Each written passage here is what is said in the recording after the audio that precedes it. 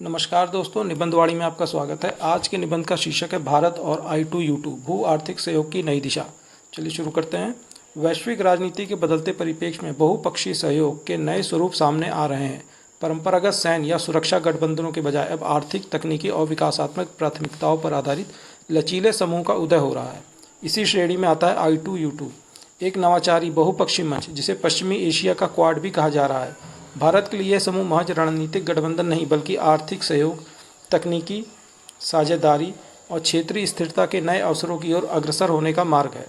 I2U2 की औपचारिक घोषणा 2022 में की गई थी, हालांकि इसके विचार की शुरुआत 2021 में हुई थी। इस समूह के 4 सदस्य भारत, इजरायल, संयुक्त अरब अमीरात और अमेरिका भले ही भौगोलिक दृष्टि से अलग हों, लेकिन उनके साझा हित हैं, जैसे आर्थिक विकास, नवाचार, ऊर्जा सुरक्षा, खाद्य संरक्षण और तकनीकी सहयोग। I2U2 को औपचारिक रूप से इनोवेटिव पार्टनरशिप कहा गया है, जो 6 प्रमुख क्षेत्रों जलवायु, ऊर्जा, खाद्य सुरक्षा, स्वास्थ्य, अंतरिक्ष और तकनीक पर केंद्रित है। भारत के लिए I2U2 का महत्व कई आयामों में है। सबसे पहले ये समूह भारत को पश्चिमी एशिया में अपनी उपस्थिति और प्रभाव को सुदृढ़ करने का अवसर देता है।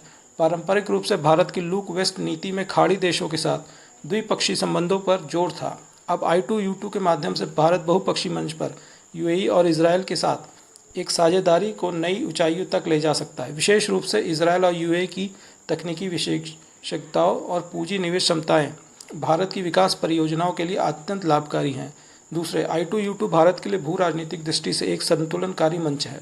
भारत लंबे समय से मल्टी अलाइनमेंट की नीति पर चलता रहा है, जहां वह अमेरिका और रूस जैसे विरोधी गुटों के साथ संतुलन बनाए रखता है। I2U2 के माध्यम से भारत अमेरिका के साथ अपनी रणनीतिक साझेदारी को आर्थिक और तकनीकी आधार पर विस्तारित कर सकता है, बिना किसी सैन्य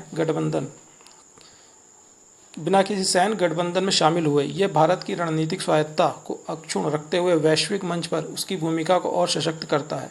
तीसरे, I2U2 भारत की आर्थिक प्राथमिकताओं और आत्मनिर्भरता के लक्ष्य को भी समर्थन प्रदान करता है। भारत ने अपने राष्ट्रीय लक्ष्यों जैसे make in India, digital India, startup India और नेट जीरो इमिशन को प्राप्त करने के लिए वैश्विक निवेश और तकनीकी सहयोग को आवश्यक माना है। I2U2 देशों के पास न केवल अत्याधुनिक तकनीक है, बल्कि वे कृषि, जलवायु उपयुक्त ऊर्जा और खाद्य प्रसंस्करण जैसे क्षेत्रों में विशेषज्ञता भी रखते हैं। उदाहरण के लिए I2U2 के अंतर्गत भारत में $2 बिलियन निवेश से गुजरात में खाद्य प्रसंस्करण और कृषि प्रौद्योगिकी पार्क की स्थापना की योजना है। चौथे, I2U2 भारत के लिए ऊर्जा सुरक्षा और नवीकरणीय ऊर्जा के क्षेत्र में सहयोग का एक बड़ा मंच है।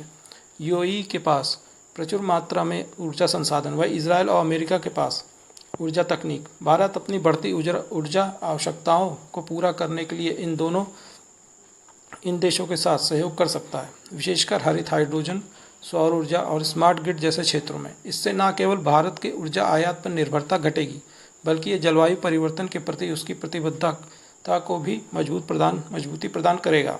हालांकि I2U2 से जुड़ी कुछ चुनौतियां भी हैं, जिन्हें भारत को रणनीतिक रूप से प्रबंधित करना होगा। सबसे प्रमुख चुनौती इस मंच की प्रकृति और सीमाएं।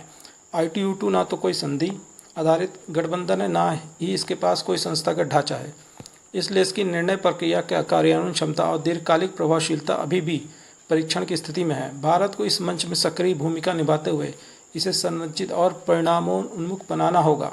दूसरी चुनौती है पश्चिम एशिया की जटिल राजनीति। इजरायल और अरब देशों के बीच हालांकि अबू धाबी समझौते के बाद संबंधों में सुधार आया है, लेकिन क्षेत्रीय अस्थिरता, ईरान का प्रभाव और फिलिस्तीन विवाद जैसे मुद्दे अभी भी विद्यमान हैं। भारत को ये सुनिश्चित करना होगा कि वह I2U2 के माध्यम से किसी एक पक्ष की ओर झुकाव न दर्शाएं और अपनी गैर हस्तक्षेप और बहुपक्षीय संवाद की नीति को बनाए रखें।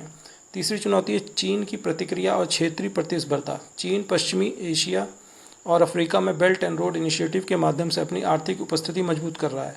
I2U2 जैसे मंच चीन के लिए वैकल्पिक आर्थिक ध्रुव के रूप में उभर सकते हैं। भारत को इस प्रतिस्पर्धा को अवसर के रूप में देखते हुए अपने बुनियादी ढांचे, निर्यात क्षमता और तकनीकी नवाचार में तेजी लाने की आवश्यकता है। निष्कर्षतः भारत और I2U2 के बीच संबंध केवल कूटनीतिक या रणनीतिक नहीं, बल्कि एक व्यापक भू आर्थिक सहयोग की दिशा में बढ़ता कदम है। यह समूह भारत को वैश्विक आपूर्ति श्रृंखलाओं, कृषि तकनीक, ऊर्जा सुरक्षा और डिजिटल प्रगति के क्षेत्र में अवसर प्रदान करता है।